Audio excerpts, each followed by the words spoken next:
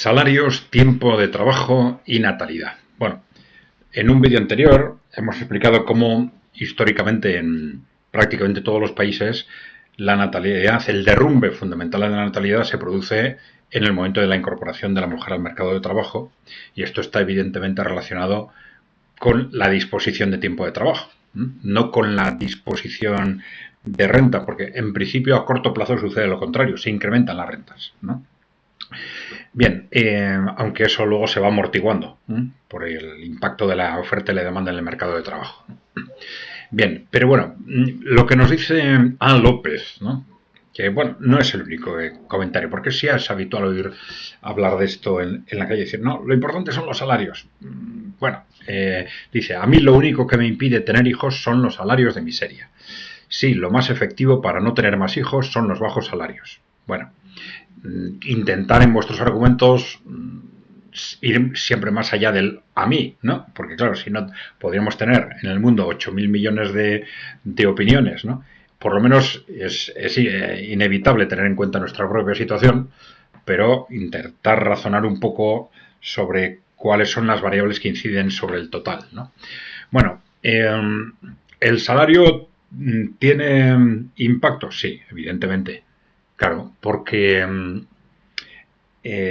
primero, cuando todas las demás circunstancias no cambian, el mayor o menor salario incide.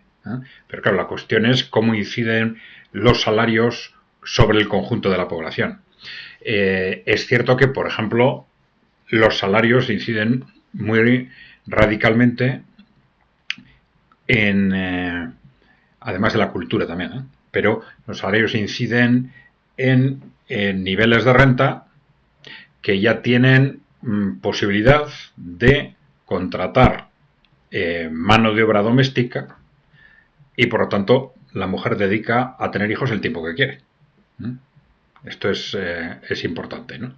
Entonces, ya con niveles de renta altos y tal, ese efecto de la sobrecarga de trabajo, de la esclavitud de cientos de millones de mujeres en base a sobrecarga de trabajo que se produce en la incorporación de la mujer al mercado de trabajo, ya sabéis, no porque se incorpore la mujer al mercado de trabajo, sino porque esto se haga no dividiendo el trabajo entre hombres y mujeres, sino echando 45 horas más de trabajo semanal por unidad familiar.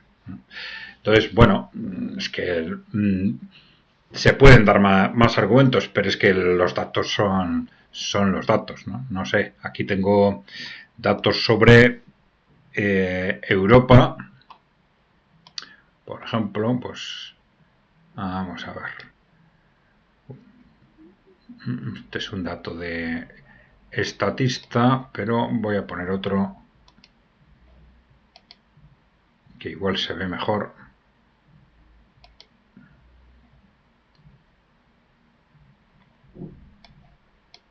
Vamos a ver.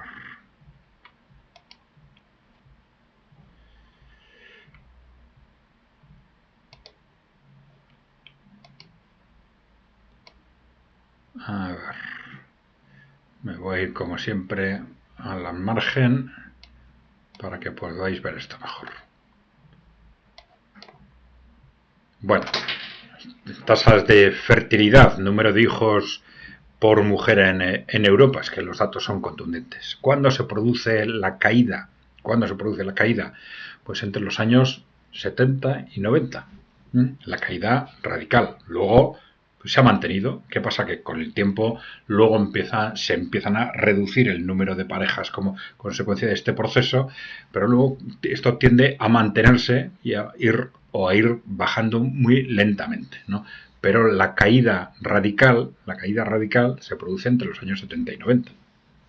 ¿Qué pasa? Que en los años 60 los salarios eran más altos que ahora. Pues evidentemente no. Lo que tú hablas de salarios de miseria, bueno, siempre hemos tenido la sensación de que los salarios son insuficientes, ¿no? Es en el tipo de economía en el que nos movemos. Pero la pérdida de poder adquisitivo de los salarios o el mantenimiento, pérdida parcial se ha producido en los últimos 20 años. No entonces. Si el problema es no tanto el concepto de salarios de miseria, sino la reducción de los salarios o la contención, la no de evolución al alza tendencial de los salarios, ¿no? No, la caída, y esto sucede en todas partes, se produce en los años en los que se produce la incorporación de la mujer al mercado de trabajo. La caída fundamental, en un 80% del hundimiento de las tasas de natalidad, ¿no? Es que esto es estadísticamente indiscutible. Hubo otros factores también, por ejemplo, claro, la disposición masiva de anticonceptivos hizo esto posible también. Pero en todos los países se produce casi de forma matemática en el momento y al ritmo de incorporación masiva de las mujeres al mercado de trabajo. Y ya sabéis, el problema de esto es, pues eso, que no se hizo repartiendo el trabajo, sino echando encima de las mujeres 40 o 45 horas de trabajo semanal. Con lo cual, bueno, el trabajo doméstico se volvió una carga insoportable, ¿no? A minimizar a toda costa, ¿no? Bueno, exagerando un poco si queréis. Pero es que los datos son rotundos. Bien.